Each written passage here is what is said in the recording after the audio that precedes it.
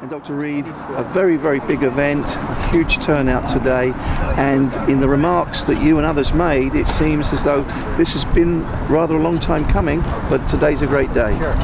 It has been a long time coming. Actually, it was probably 15 years ago when Mario Reyna, our Dean for Business and Technology, and we talked about the need for law enforcement and public safety training in this region and the lack of opportunity. And I knew from my previous experience that community colleges all across the country were providing the peace officer certifications, fire science training, and I kept saying, why aren't we doing it in the Valley?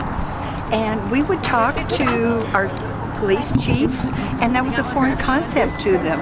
They would say, well, what would a college know about training a police officer? And it took a long time, a lot of conversations, and I guess what really matters is this is the right time for this project, and we have to take advantage of that opportunity. This facility, it will eventually be a state-of-the-art regional center, and we're calling it a Regional Center for Public Safety Excellence. And I do stress excellence. We want it to be a premier facility where cadets can get their college degree in law enforcement. They can be certified peace officers. We can provide the professional development for currently certified peace officers. We can bring in training from all around the country for professionals here in the Valley. And some of the facilities that we will have in addition to that traditional classroom will be a vehicle training course, a driving track where they can practice safely maneuvers, high-speed driving, navigating obstacles. We also have purchased the equipment that provides a 360 degrees simulation. The cadet can be in the center of this 360 degree panorama and have to respond instantly to situations that pop up on the screen. We've also acquired the equipment to provide a shooting simulation where the officer may be in the middle of an apartment and all of a sudden somebody shows a weapon or the bad guy pops out a doorway. So we're going to have very high-tech technology for training. None of that technology is currently available in the Valley. It sounds as though you're going to need a lot of space. How many acres will the project? We've currently got almost 60 acres, but there's a lot of land available. This facility is located on 281 or Cage Boulevard, just before the levee. And the city of Pharr also has 80 acres in the levee. And what a great training opportunity for law enforcement to practice that high-speed chase in a fairly safe environment. There's a lot of land available, so we're going to be working on acquiring land so we can expand this. The vision is for this to eventually be a Homeland Security campus. We can have the federal agency, local agencies, and state law enforcement agencies all use this facility. That's the goal. That's the vision. Is there any interest at the federal level for this becoming a federal Homeland Security project? We have been talking with Senator Cornyn, and he's quite intrigued by this concept.